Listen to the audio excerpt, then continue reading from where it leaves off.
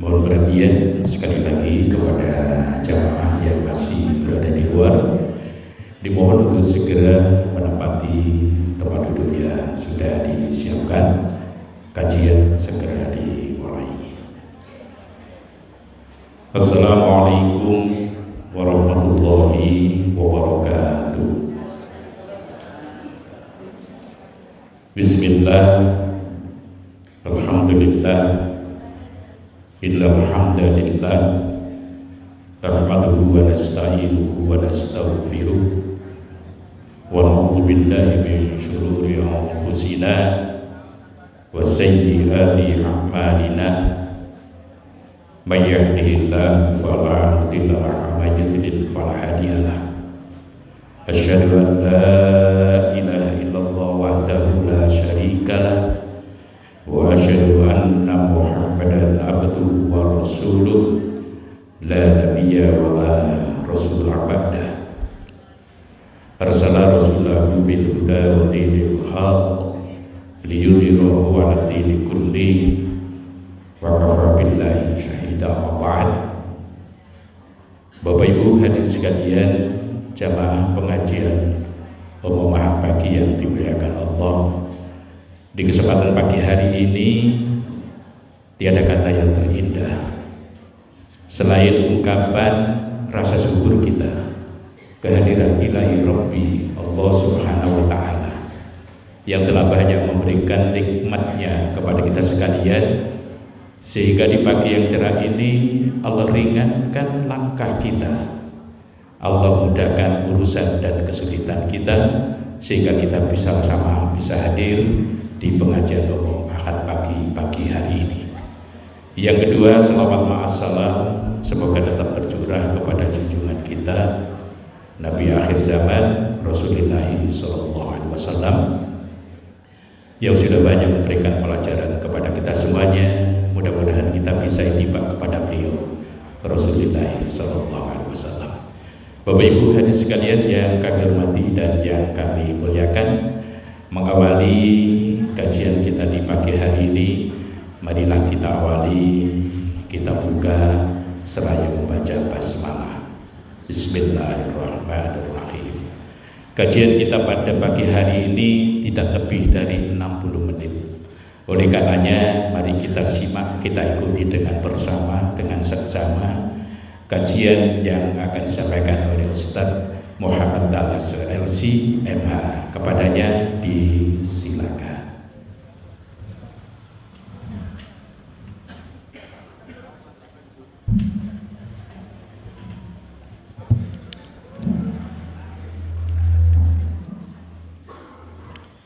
Bismillahirrahmanirrahim. Assalamualaikum warahmatullahi wabarakatuh.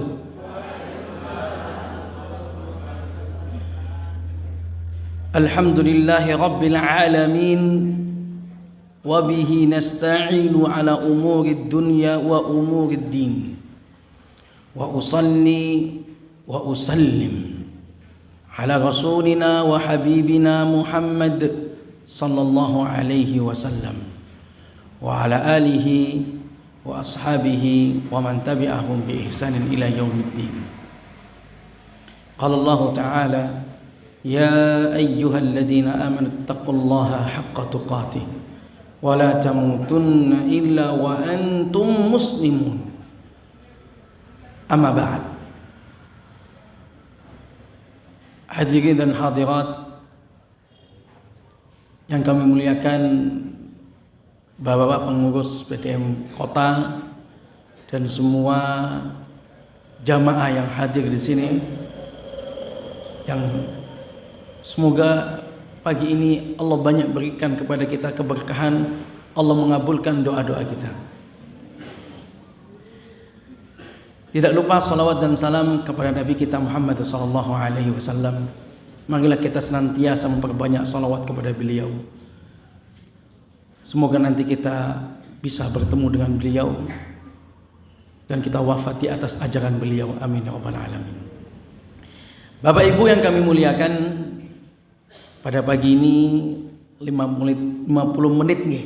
Nah, dibatasi. Ternyata masalahnya parkirannya di pembahasan. Oh nggih, insyaallah seperti itu. Tema kita adalah dibalik sifat kesungguhan seorang hamba kepada Allah. Jadi seseorang hamba yang dia bersungguh-sungguh itu banyak nilai positif, wabil khusus keberkahan setelah adanya sifat sungguh-sungguh. Bahkan yang datang tadi pagi kajian ini, yang datang jam 6 kurang tentu lebih sungguh-sungguh, kan gitu nggih.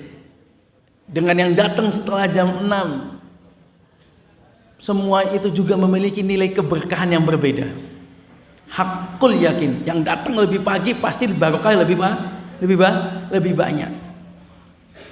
Karena di dalam Islam tatkala kebaikan itu, kata kita bicara fastabiqul khairat, berlomba-lomba dalam kebaikan. Imam Sa'di mengatakan man sabaqa fid dunya kana fil akhirah sabiqan fi dukhulil jannah. Siapa yang pertama-tama berlomba-lomba dalam sebuah kebaikan dan dia pertama-tama, dia nanti di akhirat juga insya Allah pertama-tama masuk surga. Itu yang sudah pasti. Untuk mengingat, kemudian kita untuk mengingatkan pada kita sifat sungguh-sungguh adalah sebuah firman Allah dalam surat Al-Ankabut ayat 69 yang nanti di sini menjelaskan betapa indahnya dan betapa luar biasa orang yang bersungguh-sungguh itu. Allah Subhanahu wa taala berfirman, A'udzu billahi minasy syaithanir rajim. Walladzina jahadu fina lanahdiyannahum subulana wa innallaha lama'al muhsinin.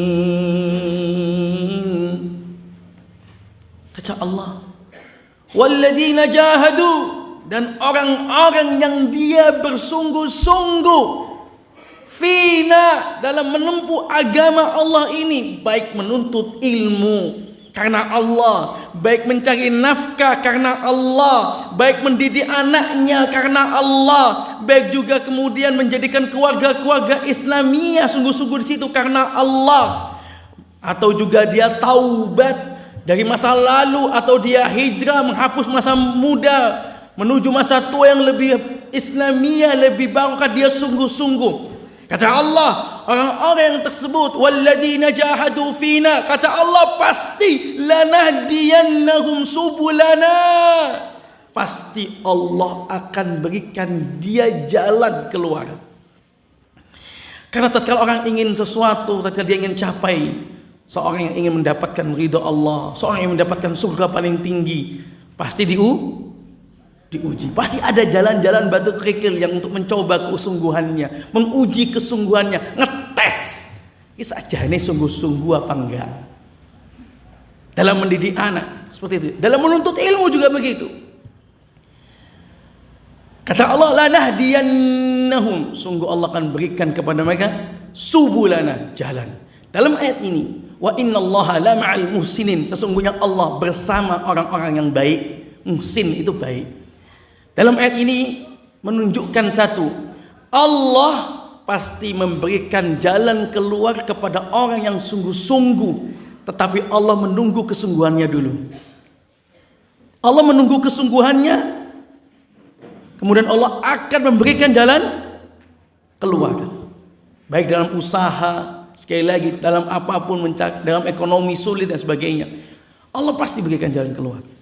Yang kedua, jamaah rahimakumullah, di dalam ayat tadi ada kalimat nun taukid, menunjukkan kesungguhan jelas, benar-benar penekanan Allah benar sungguh-sungguh. Dan yang ketiga kalimatnya lanahdiyannahum subulana, subul itu jalan, bentuk jamak dari sabilun, bentuk satunya sabilun, bentuk duanya sabilani, bentuk tiga atau lebih dari tiga dalam bahasa Arab subulun.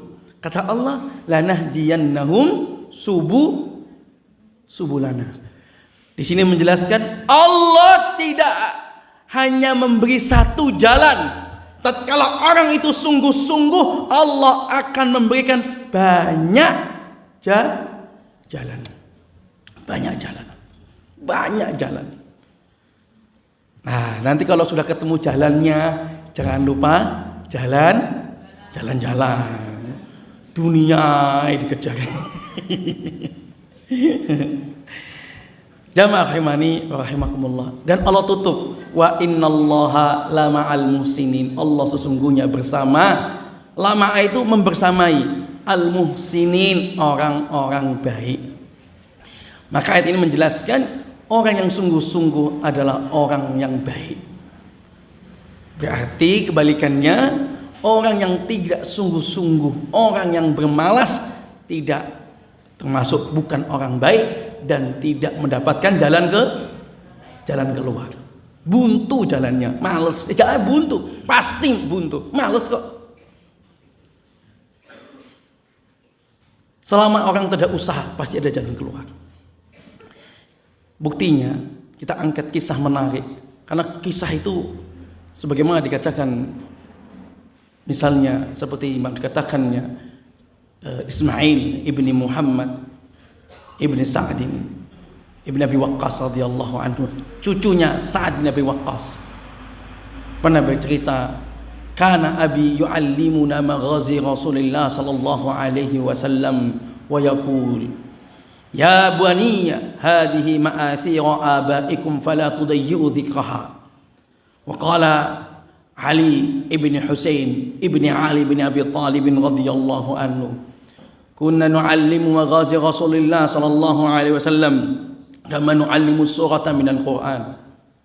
Berkata cucunya Sa'ad bin Abi Waqqas yang bernama Ismail, dulu bapak-bapak kami itu suka menceritakan kisah-kisah Nabi, di antara Nabi Muhammad sallallahu alaihi wasallam. Kisah Nabi peperangan, bagaimana Nabi berperang. Kemudian apa kata pesan-pesannya bapak-bapak kami? Termasuk pesannya Sa'ad bin Abi Waqqas, wahai anak-anakku, ini adalah peninggalan-peninggalan bapak atau nenek moyang kalian, yaitu orang-orang soleh, para nabi, di antara Nabi Muhammad sallallahu alaihi wasallam. Fala tudayyi'u dzikraha, jangan kau lupa untuk menceritakan, untuk menyebutkan kepada anak-anak cucu. Karena kenapa juga? Berkata juga sebagaimana Ali bin Husain bin Ali bin Abi Talib, cucunya juga Ali bin Abi Talib, yaitu beliau mengatakan, dulu kami belajar tentang kisah-kisah Rasulullah setelah berperang, sebagaimana kami belajar Al-Quran, satu surat dalam Al-Quran. Benar-benar mempelajari, benar-benar kisah itu nggak boleh ditinggal. Kenapa? Kalau Imam Al-Khatib Al-Baghdadi, berkata Imam Khatib Al-Baghdadi, dalam masalah kisah para nabi, kisah Rasulullah SAW bil khusus, fihi ahkamun, ada hukum-hukum yang sangat bermanfaat buat kita. Begitu juga kata Imam Ibnu Qayyim Jauzi, di situ ada banyak suri tauladan. Di antara sifat kesungguhan Nabi dalam kesungguhan atau keberkahan dalam kesungguhan adalah kisahnya sinten? Bisa Rasulullah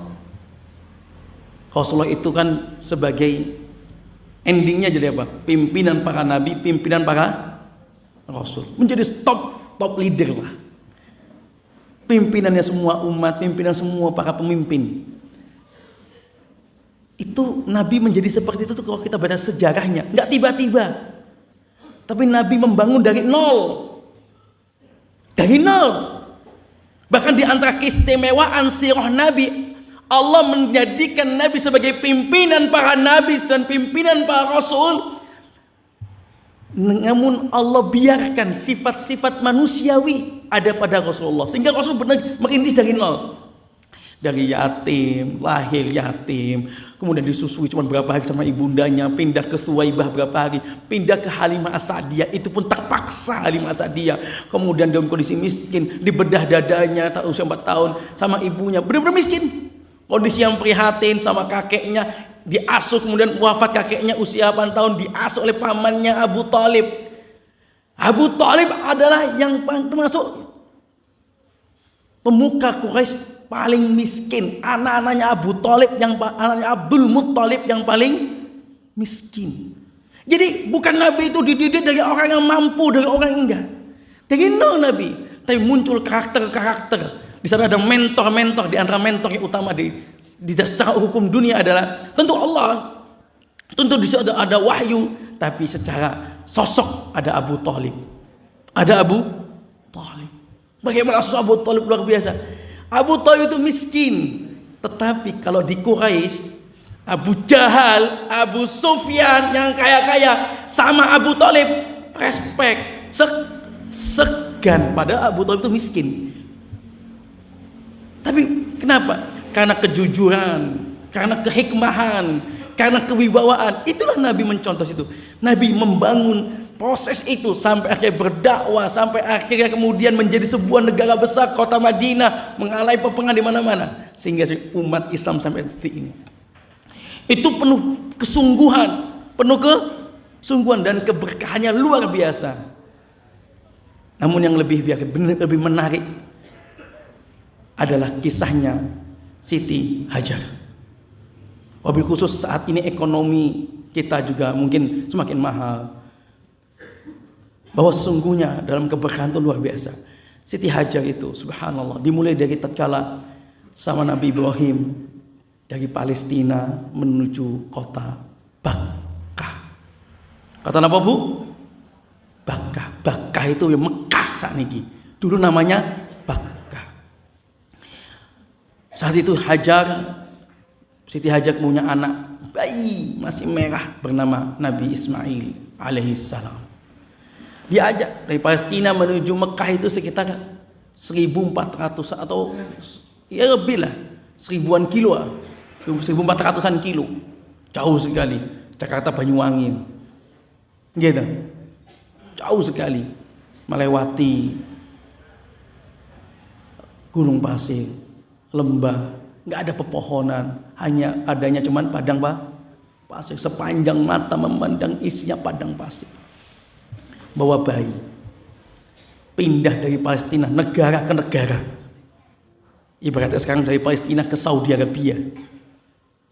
Berangkat tapi namanya istri, ya manut, diajak suami, manut. Subhanallah, sampailah di sebuah tempat namanya Bakkah. Yang tempat tersebut sebagaimana dikatakan Nabi Ibrahim dalam surat Ibrahim, fi wadin ghairi dzar'in 'inda baitikal muharram. Di sebuah tempat tidak ada sama sekali kehidupan, hanya lembah-lembah, gersang, batu bebatuan. Sepanjang perjalanan tidak ada tanda-tanda kehidupan di situ. Maka kemudian sampailah setelah itu Nabi Ibrahim meninggikan Ka'bah. Setelah selesai, Nabi Ibrahim kembali ke Palestina. Tatkala kembali ke Palestina, Nabi Ibrahim menyampaikan kepada Hajar untuk tetap tinggal di kota Bakkah, di kota Mekah, di sebelah Ka'bah, seorang diri hanya bersama Nabi Ismail. Kita bayangin di sebuah tempat gak ada apa-apa, ada gunung bukit tapi gak ada pohon-pohon. Onta saja yang hidupnya di tengah padang pasir, gak ada namanya onta. Burung-burung gak ada, kan emang gak ada kehidupan di situ, gersang sekali. Bisa jenengan bayangin ibu bawa bayi loh, bawa bayi merah. Dan kok piye selanjutnya niku? Nggih. Mesti begitu, ibu-ibu pasti kepikiran. Ngoten nggih, Bu? Jenengan punya bayi ditinggal sendiri.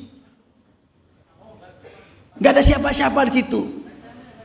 Jangankan ke padang pasir, misalnya jenengan ditinggal sama suami jenengan di tengah hutan.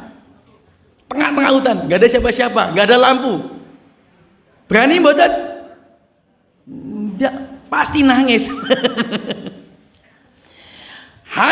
Siti Hajar juga begitu. Tatkala ditinggal, Nabi Ibrahim terus berangkat ke Palestina. Akhirnya Hajar bertanya kepada Nabi Ibrahim, "Ya Ibrahim, atatrukuna fi hadzal wadi laysa fihi anisun wala syai'?" Wahai Ibrahim suamiku, apakah engkau tega tinggalkan kami berdua di sebuah tempat tidak ada anis, tidak ada manusia sedikit pun, tidak ada kehidupan, wala syai', enggak ada apa-apa pun di sini, gersang. Apakah engkau tega wahai suamiku? Ini pertanyaannya Hajar kepada Nabi Ibrahim. Karena ditinggal. Nanti makannya gimana, minumnya gimana. Nanti kebutuhan secara umum lah. Nggak ada apa-apa di sini. Saya seorang wanita, ini seorang wanita nggak bisa apa-apa. Nabi Ibrahim seorang suami yang ditanya seperti itu, mesti bingung deh. Jawabannya gimana? Nggak bisa jawab. Memang nggak ada apa-apa di situ. Nabi Ibrahim diam, tak bisa menjawab. Tak bisa menjawab. Tapi subhanallah, Hajar dengan kesungguhan kepatuhannya kepada Nabi Ibrahim berusaha husnudon. Akhirnya bertanya lagi. Ya Ibrahim, wahai Ibrahim, wahai suamiku, Allahu amuruka bihada. Apakah Allah yang memerintahkan ini? Nabi Ibrahim bisa menjawab, Ai na'am, iya. Kemudian Siti Hajar langsung menjawab, Idzan la yudayyi'una Allah. Kalau begitu, kalau ini perintah Allah, Allah tidak akan menyia-nyiakan kita.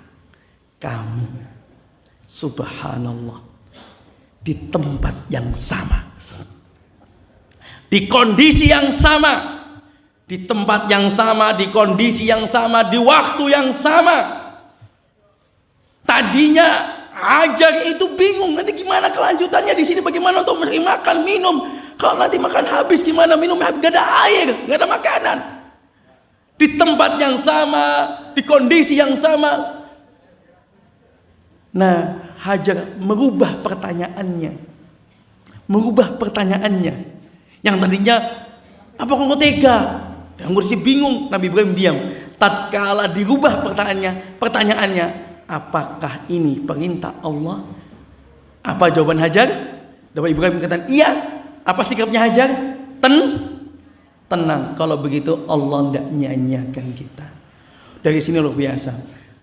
Bila di tempat yang sama, di kondisi yang sama, hati kita itu kita kuatkan untuk Allah, kondisinya akan juga berbeda. Kondisinya pasti berbeda. Bahkan parameternya, walaupun di kondisi tersempit, terdesak saat itu, benar-benar sempit, tapi dengan parameternya, apakah ini perintah Allah? Tenang hatinya Hajar. Tatkala tahu ini perintah Allah. Kenapa? Allah tidak menyia-nyiakan orang yang bersungguh-sungguh. Allah pasti membersamai orang yang sungguh-sungguh. Namanya membersamai itu ya, kita itu kalau jalan ke sebuah tempat, ke Jakarta, ke gang apa namanya, kita tidak pernah ke sana, tidak tahu tempatnya, ya tidak, sebelas gak mudeng, gak paham kita itu. Tapi kita dibersamai oleh orang-orang yang paham daerah sana, tahu jalannya. Insya Allah, apa yang kita dapati? Perjalanan itu tenang, nyaman, ndang teko, ndak bulet, gitu kan? Apalagi pakai Google Map nih, Jakarta, kota besar Jakarta, pasti bulet, tenang. Kadang-kadang tinggal tidur, ujuk-ujuk wis tekan, sudah sampai. Itu kalau kita dibersamai oleh orang yang mengetahui, orang yang berilmu. Sekarang orang yang sungguh-sungguh Allah membersamainya. Pasti di sana tatkala dia mengatakan Allah bersama kita, tatkala kita sungguh-sungguh, Allah akan pasti membersamai kita di kondisi saat-saat kita sulit, bahkan tersulit. Pasti. Namun itu yang dinyatakan oleh Hajar. Kalau begitu Allah tidak akan nyanyiakan kita. Jamaah rahimakumullah, saya bertanya kepada jenengan, apakah kisah ini sesingkat itu? Apakah Allah tidak uji? Diuji mboten? Diuji Hajar. Diuji. Tatkala itu kemudian Nabi Ibrahim terus pergi, sampailah Hajar sama Ismail dibiarkan di situ, dikasih persediaan minuman dan makanan sedikit. Minuman ada minumannya sedikit tapi nggak banyak. ditinggallah sama Nabi Ibrahim. Sebagai seorang suami dia punya tanggung jawab, ditinggal sedikit sebagai bentuk ikhtiar. Nabi kemudian ditinggal dan Nabi pun tidak menoleh ke istrinya, ke anak. Enggak tega sebetulnya, enggak tega. Kayak jenengan punya anak dipondokin itu nggih. Anak kemudian hari pertama anaknya seneng ketemu kanca-kanca yang jenengan sih enggak tega. Enggak tega. Anak ditinggal seperti itu. Akhirnya kemudian sampailah di sebuah lembah, baru agak jauh Nabi Ibrahim dari lembah tersebut kemudian menoleh kepada anak dan istrinya, kemudian berdoa. Sebagaimana dalam surat Ibrahim, ya, wa ataakum min kulli ma sa'altumu wa in ta'uddu ni'matallahi la tusuha wa id qala Ibrahim rabbi ja'al hadzal balada amina warzuq ahlahu minas samarati la'allahum yashkurun. Ya Allah, berilah rezeki penduduk kota Mekah ini, yaitu siapa? Hajar dan anaknya Nabi Ismail. Didoakan sama Nabi Ibrahim. Inilah bentuk sosok seorang ayah, seorang suami. Walaupun juga kemudian situ berat, tapi ada usaha, ini perintah Allah, dan tidak lupa mendoakan. Dan doa suami itu luar biasa. Doa ibu juga luar biasa. Doa suami untuk keluarga. Doa suami untuk keluarga itu luar biasa. Karena pimpinan ditanya, Ustaz, mana lebih utama, mana lebih dahsyat, doa ibu atau doa seorang istri atau suami? Suami. Karena dia pimpinan, dia yang paling bertanggung jawab di hadapan Allah. Doa untuk anaknya, doa untuk keluarganya, doa seorang suami. Maka pastikan seorang suami harus saleh. Ini doa Nabi Ibrahim. Semoga diberikan rezeki kota Mekah ini dengan buah-buahan seperti itu. Alhamdulillah. Kemudian telah berlalu 1 hari 2 hari. Ternyata persediaan Hajar habis. Tatkala habis, yang namanya masih menyusui, Nabi Ismail saat itu menangis karena kehausan. Asinya Siti Hajar pun tidak keluar, habis. Subhanallah. Gak ada siapa-siapa. Di tengah sebuah lembah gak ada siapa-siapa. Mau kemana? Sejak di awal Hajar sudah menyatakan, ini gak ada siapa-siapa, gak ada kehidupan. Onta aja gak ada, burung-burung gak ada kehidupan. Ini mau kemana? Jolok tolong sinten guys, saya gak tahu. Tapi kan yakin ini perintah Allah. Sekarang diuji Hajar, diuji Hajar. Tadi ngomong Allah pasti gak akan menyanyiakan kita. Diujilah Hajar. Hajar diuji oleh Allah Subhanahu wa taala. Coba dengan komitmen tadi mengatakan Allah tidak akan menyanyiakan, diuji. Habislah persediaan. Nabi Ismail nangis. Seorang ibu yang melihat anaknya menangis, bayi merah menangis, kalang kabut. Kalang kabut, pasti bingung, apalagi ada siapa-siapa di situ.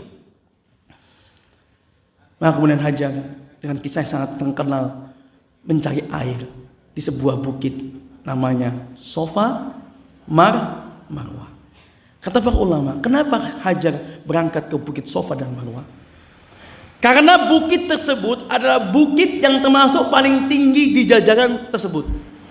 Satu, bukit tersebut Sofa dan Marwah, bukit yang termasuk paling tinggi. Sehingga kalau naik melihat sekitar kelihatan. Itu pertama. Yang kedua, karena bukit Sofa dan Marwah itulah batas maksimal yang bisa dilaksanakan oleh Hajar. Dengan ke bukit Sofa dan Marwah masih bisa menjaga Nabi Ismail, menggabungkan antara mencari air dengan juga ngopeni Nabi Ismail, mengkondisikan.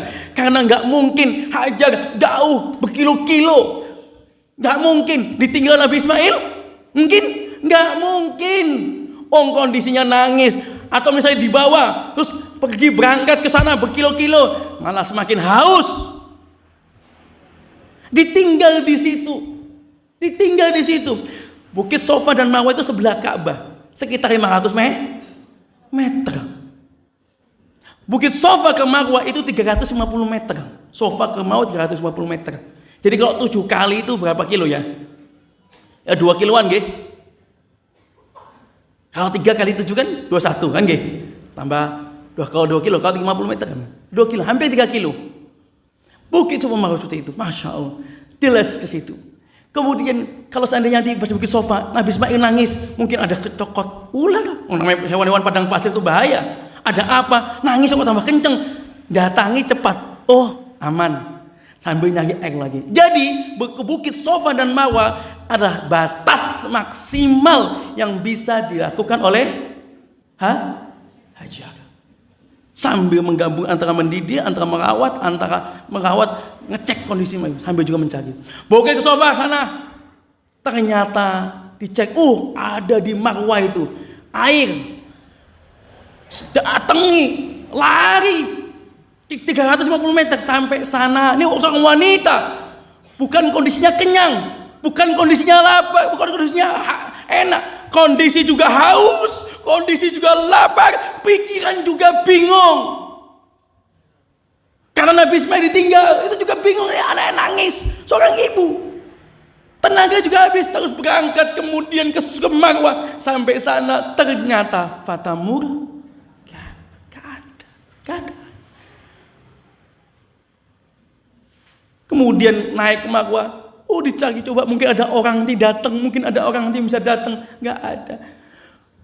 Lihat di Safa sana juga ada air. Didatangi lagi ke Safa. Ternyata sampai sana pun nggak ada. Berapa kali? 7 kali. Sungguh-sungguh luar biasa. Ini semangat apa yang ada pada Siti Hajar? Kesungguhan apa ini? Kesungguhan tingkat apa ini? Subhanallah. Kata para ulama juga, kenapa 7 kali? Karena itu udah batas maksimal, udah pentok, udah capek, udah batas maksimal. Saya kasih bayangan, guys, Bapak Ibu, jenengan Bu, misalnya jualan atau bapak-bapak jualan, sadia nopo sembarang misalnya. Kemudian jenengan tawarkan kepada teman Anda, Mas, ini loh Mas, barang bagus. Jenengan sebutin barangnya, ini murah harganya. Ternyata teman jenengan tidak tertarik. Nanti dulu. Belum nggak tertarik sama sekali. Kira-kira jenengan akan tawarkan lagi ke dia atau tidak? Enggak. Gitu. Tidak kita tawarkan lagi. Enggak ada, enggak mau. Seandainya jangan tawarkan lagi, paling mentok 2 kali. Atau kita ke rumah orang, cari orang. Kita diperintahkan sama orang, "Nang tekoni kono." Anak kita misalnya, kita suruh anak usia SMA datang ke rumah sana. Ke rumah, mungkin ke budik-buliknya lah, disuruh orang tuanya. Sampai sana diketuk pintunya, yo ndak nyaut, didelok sendale, yo ndak ada. Tidak ada tanda-tanda ada orang di dalam rumah tersebut. Bolehnya mungkin keluar. Ditelepon yo ndak bisa. Balik ke orang tua. Orang tua jajalan golek sesi tenanan ta. Itu kira-kira kalau anak yang seperti itu disuruh, ya Allah Pak Bu lo tak golek kan. Wis toh. Nggih, karena manut berangkat lagi ke sana. Ya sampai sana nggak ada. Terus balik lagi sama orang tua. Terus bangga balik dek kono. Apa kata anak tersebut? Kawan dengong tua gue. Waliyadzubillah ada. Pasti mangkel. Piye to Pak Mungkin akhirnya berani mengatakan piye to Pak Iki wis bolak-balik lho iki. Lah nggih to. Tapi coba kita bayangin Hajar. Tatkala lihat Safa nggak ada. Ke Bukit Marwah nggak ada. Apakah kemudian tatkala beliau berhenti, dah aku tak dobrok ngenteni pertolongan Allah. Sungguh-sungguh. Tapi enggak, Hajar menunjukkan maksimal dalam sungguh-sungguh. Kembali lagi ke Bukit Safa, kembali lagi ke Bukit Marwah 7 kali. Padahal tadi sudah kesana ndak ada.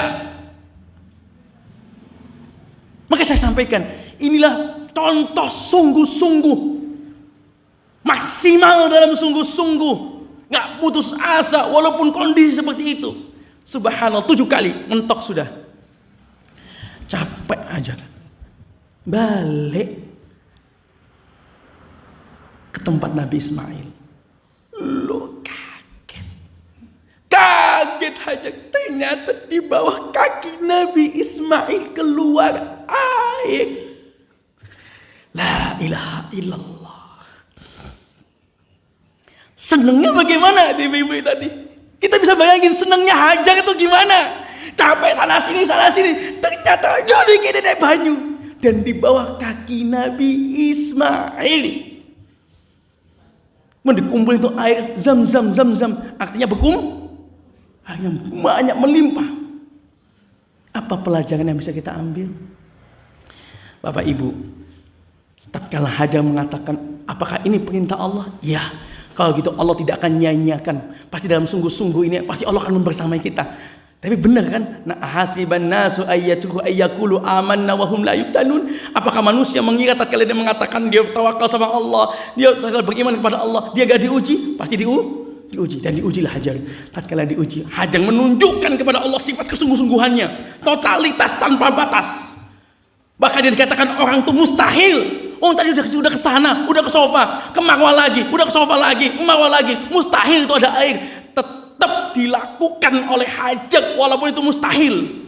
Itulah kesungguhan maksimal. Lakukanlah batas maksimal kita walaupun orang bilang itu mustahil, tapi kita lakukan, insya Allah ada jalan keluar. Itu dari Hajar.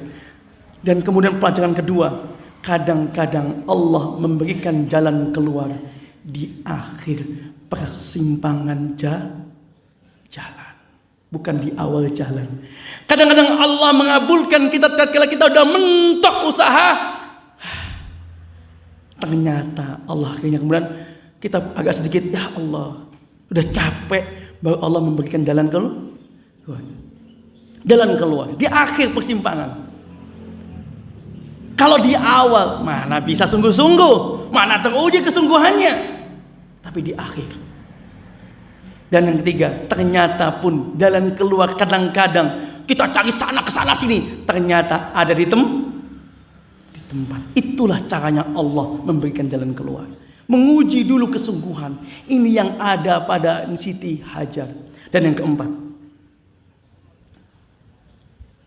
di kondisi yang sama, di waktu yang sama. Sudah kebayang tadi bagaimana kondisinya. Di kondisi yang sama, di waktu yang sama, di kondisi yang tersempit, terdesak. Tapi Hajar tetap memaksimalkan batas maksimalnya dengan maksimal, dengan sungguh-sungguh, walaupun di kondisi yang sama. Namun menitnya berbeda, rezekinya berbeda. Saya ulangi, di kondisi yang sama, di tempat yang sama, terdesak, dengan cara usahanya yang sama, model usahanya sama, model caranya sama, monoton, tapi menitnya berbeda, rezekinya berbeda. Yakin kita usaha, caranya ini buka pagi, tutup sore, buka pagi, bersihkan ini, senyum sudah, sapa pendatang, pembeli, udah semua kita laksanakan. Rezekinya selama itu masih ada hidup, dan besok ada masih pagi hari bisa kita lihat, besok jangankan besok, menitnya berbeda, rezekinya berbeda. Didik anak, wah anak kita ajari sampai kemeng ajarin ibu iki lele titik di bawah iba, kadang kebalik ta sama sa, padahal udah sampai pakai ilmu-ilmu yang kayak di YouTube tuh. Mangkok bakso pentole tiba siji nang ngisor mangkok bakso titik ane pentol loro ta, mangkok bakso pentole telu sa. Bisa niku kan bisa. Niki napa le? Ta padahal ba. Sampai kemeng ibu Atau kemudian seorang anak diberikan pemahaman matematika, apa ilmu agama, atau kemudian kita doakan semoga dapat hidayah anak kita. Kita doakan. Subhanallah. Selama terus kita sungguh-sungguh. Dan bila masih ada esok hari, rezekinya berbeda. Insya Allah terus sungguh-sungguh Allah akan berikan pemahaman. Terus kita doakan sungguh-sungguh Allah akan berikan hidayah. Karena rezeki akan berbeda. Walaupun dengan cara yang sama kita ajarin, walaupun dengan cara doa yang sama kita tetap rezekinya berbeda. Itu yang dilakukan oleh Siti Hajar. Alhamdulillah dapatlah air sehingga kemudian menjadi pemukiman dan sampai sekarang menjadi kota Mekah. Dulu nggak ada air itu. Datanglah dari Yaman, Bani Jurhum, yang akhirnya Nabi Ismail menikah dengan wanita Jurhum, akhirnya tinggal di situ. Jamaah rahimani wa rahimakumullah. Dari sini benar-benar banyak pelajaran. Ayo, Bapak Ibu yang mengusahakan apapun untuk ilmu, hijrah, didik anak, atau dalam ekonomi sulit ini, ekonomi sulit, siapapun pemerintahnya, berapapun harga barangnya, bensin naik, pertama naik misalnya, walaupun di tengah malam misalnya, tidak apa-apa. Selama kita yakin ada Allah, kita memondokkan anak ini atas perintah Allah, kita menafkahi anak istri kita karena Allah, selama itu yang kita pegang, pasti, dan kita sungguh-sungguh, pasti ada jalan keluar. Seberapapun harga ekonomi, sesulit apapun, tapi mukmin muslim dia yakin ini bentuk ikhtiar dan dia maksimalkan ikhtiarnya, pasti ada jalan keluar. Nggak urusan dengan masalah ekonomi, nggak urusan dengan Allah. Begitu. Di zaman ini yang kurang adalah dalam mencari nafkah, kebanyakan kita kenapa? Udah ekonomi sulit, kepada Allahnya lemah. Sebagaimana firman Allah, wa idza massal insana dhurrun da'a rabbahu muniban ilaihi. Tatkala manusia diuji oleh Allah dengan sebuah musibah, dhurrun yang enak, mudarat, dia da'a rabbahu muniban ilaihi. Dia doa sama Allah, dia munajat sama Allah, kembali kepada Allah, dia menyuruh Allah, memanggil ya Allah, ya Rabbi, da'a rabbah. Dia memanggil Rabbnya, muniban ilaihi, ingin kembali kepada Allah. Thumma idza khawwalnahu ni'mah. Tapi tatkala Allah berikan dia nikmat yang dia minta dikasih sama Allah. Apa manusia zaman sekarang seperti itu? Apa kata Allah? Wa idza massal insana dhurrun da'a rabbah muniban ilaihi thumma idza khawwalnahu ni'matan minhu nasiya ma kana yad'u ilaihi min qabl. Dia lupa, setelah Allah kasihkan nikmat dia lupa terhadap apa yang dia tadi serukan kepada Allah. Nasiya, dia lupa, maka na yad'u ilaihi min qabl, yang dia tadi serukan sebelumnya, sebelum dapat nikmat. Yang terakhir adalah hari ini masalah kita adalah tipisnya kekuatan kita kepada Allah. Banyak ini sukses karena saya. Usaha ini, wah aku ngerintis kebian, wes suwi mas, nggak ada nyebut Allah di situ. Anaknya pinter, ya mondok kayak prihatin pol, golek no, ya utang, nggak ada Allahnya di situ disebut.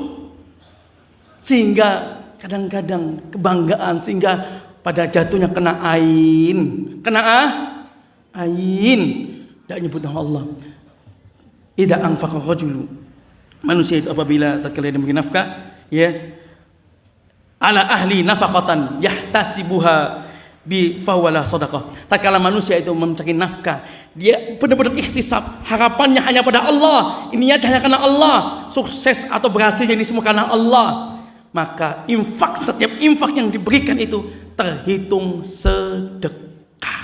Tapi kalau tidak ada rasa itu, dia kerja sebagaimana rutinitas, nggak ada karena Allahnya, lupa dia kuatin anak Allahnya, malah dia banyak utamakan ini karena kesungguhan saya, karena ini saya, karena kehebatan saya, bukan sedekah terhitungnya. Ini yang saya sampaikan. Bila ada pertanyaan silahkan, bila tidak ada kita tutup. Jazakumullahu khairan katsiran. Alhamdulillah, subhanallah, kajian kita di pagi hari ini saya ingin pagi hari agak berbeda. Yang saya inginkan ada sesuatu yang perlu disampaikan kepada peserta. Monggo di antara yang hadir, saya pilih yang kaku dulu. Monggo, ada yang mau ditanyakan? Sejuk sekali pagi hari ini, tidak ada yang bertanya. Biasanya kakung nunggu yang putri. Nunggu putri biasanya. Untuk ibu-ibu. Minggu kemarin sudah bertanya belum? Oh, baru saja. Alhamdulillah. Terima kasih. Assalamualaikum warahmatullahi wabarakatuh. Waalaikumsalam warahmatullahi Ustaz, wabarakatuh. apabila ada seseorang yang diberi sakit oleh Allah, Nikmat dikasih sakit. Ya, oke. kemudian dia sudah bersungguh-sungguh dan berusaha untuk kesembuhan, tapi badannya belum sembuh. Lalu bagaimana dengannya? Terima kasih. Assalamualaikum warahmatullahi wabarakatuh. Waalaikumsalam warahmatullahi wabarakatuh. Ini sudah di depan, sekarang tinggal belakang. Insya Allah bulan depan. Ya. Ada yang di belakang yang mau ditanyakan? Halo. Tidak ada. Oke. Tidak ada. Saya geser yang depan. Cukup 2 pertanyaan, nanti langsung dijawab besar. Oke.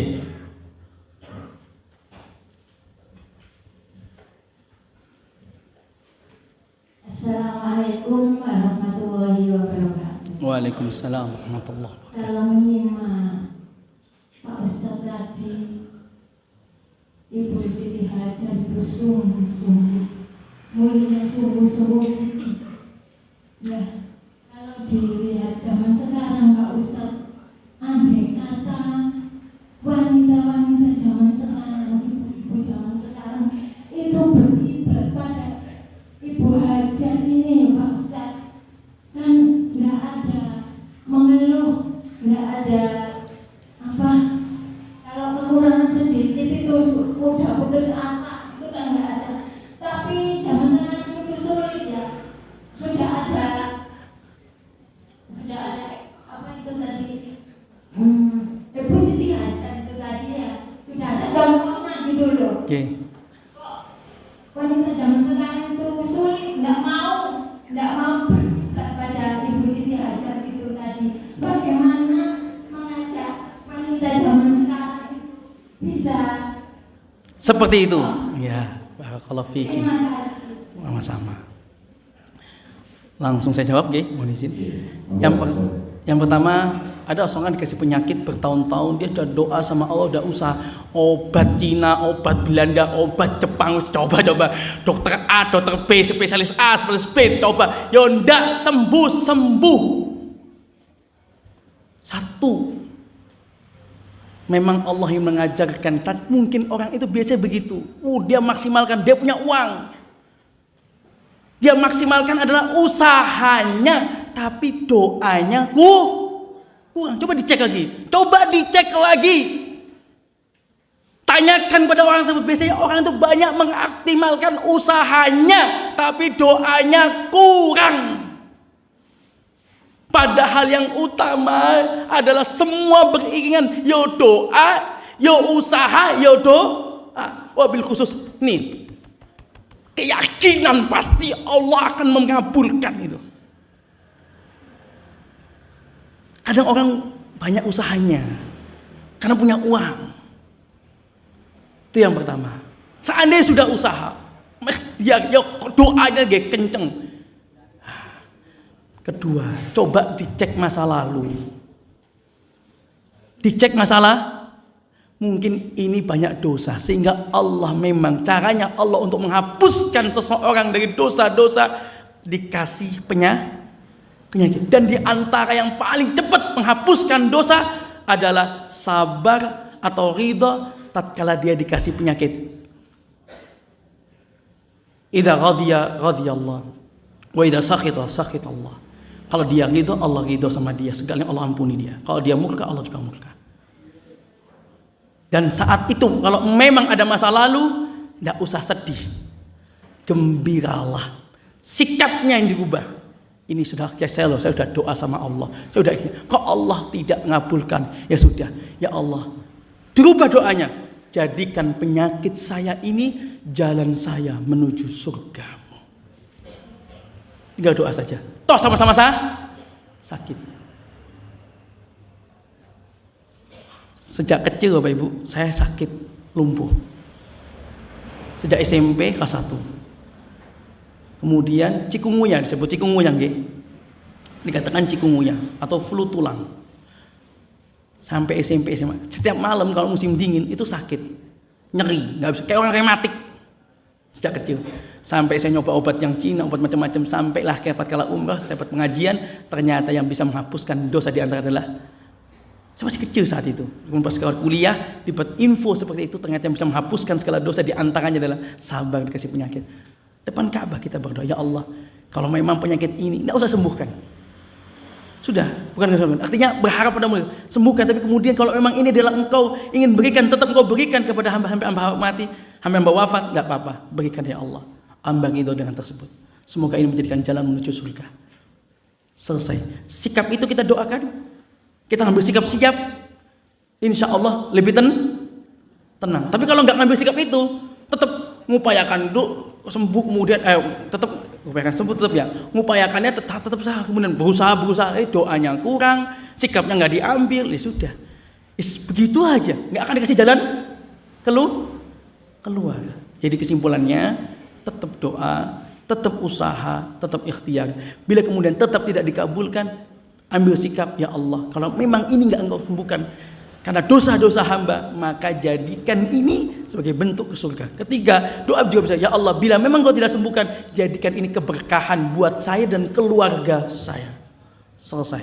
Sikap itu diambil. Adapun yang tadi contoh, Siti Hajah sudah memberikan contoh. Kenapa kita ibu-ibu nggak bisa? Jangan ibu, bapak-bapak juga nggak bisa. Sama, kita semua nggak bisa. Karena ayat tadi, orang kalau dikasih nikmat banyak, biasanya lupa.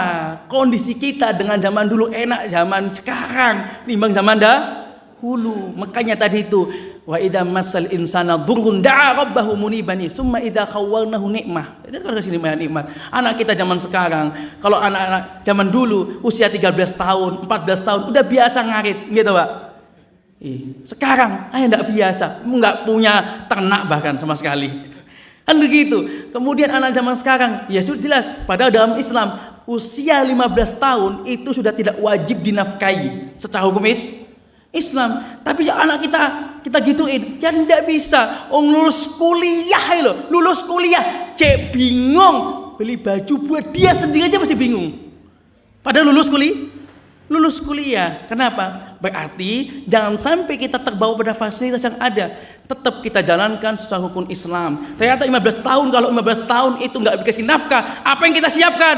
Sebelum balik, prepare 2 tahun sebelumnya udah kita sampaikan kepada anak kita, biar anak kita lebih siap. Satu. Kedua, kalau memang ternyata 15 tahun itu dia sudah harus dituntut bisa kerja sendiri, ya kita ajari. Usia 10-11 tahun kita ajari cara kerja, cara cari uang. Ya kita ajari jualan, kita ikuti teman kita cucian mobil, kita ikuti teman kita mungkin jualan apa di pasar, suruh ikut aja. Lama-lama mengerti. Insya Allah kalau terbiasa begitu 15 tahun ya sudah siap. Nah, kemudian kita gabungkan, oh dia masih sekolah, ya sudah kalau sekolah pas waktu libur disuruh kerja, ikut teman kita, ikut siapa tetangga kita, nggak apa-apa, 2 minggu, nggak usah digaji. Yang untuk pendidikan di luar jam sekolah. Ilmu bisa, tapi cari uang nggak diajarkan dalam sekolah. Nah itu, jadi adanya nikmat ini jangan terbuai, jangan terbawa. Tetap kita jalankan sesuai dengan prinsip-prinsip Islam. Bila itu, kemudian maka kita banyak bersyukur. Cukup sekian jelas, ya? Jazakumullahu khairan katsiran. Cukup sekian dari kami, mohon maaf. Semoga kedatangan ini menjadikan keberkahan buat kita, dan semoga habis ini kita benar-benar mengoptimalkan kesungguhan kepada siapapun dalam aspek apapun dalam kehidupan kita, baik rumah tangga yang mau bercerai, baik anak kita yang belum berhidayah, apapun tetap sungguh-sungguh yakin sama Allah. Fihi babun maftuh, ada pintu yang terbuka yaitu Allah Subhanahu wa taala 24 jam lebih. Subhanakallahumma bihamdika asyhadu an la ilaha illa anta astaghfiruka wa atubu ilaik. Akhir kalam, wassalamualaikum warahmatullahi wabarakatuh.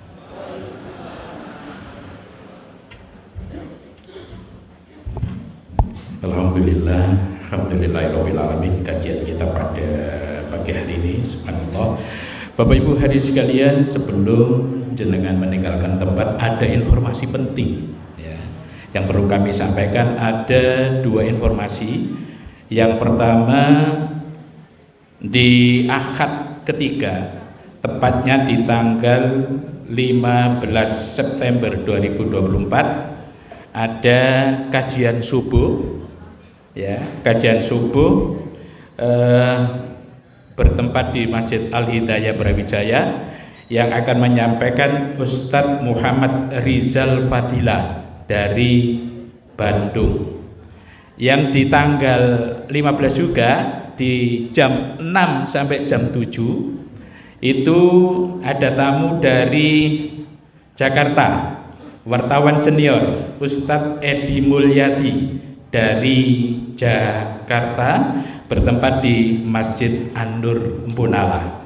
Sekali lagi, di hari yang sama di jam 5 sampai jam 6 itu kita mengikuti kajian di Masjid Al-Hidayah Brawijaya bersama Muhammad M. Rizal Fadilah.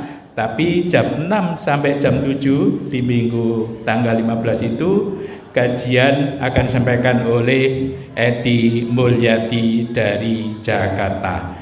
Demikian yang perlu kami informasikan, dan bagi jamaah yang kapan hari pesan bukunya Ajeng bisa menghubungi panitia. Demikian yang perlu kami sampaikan.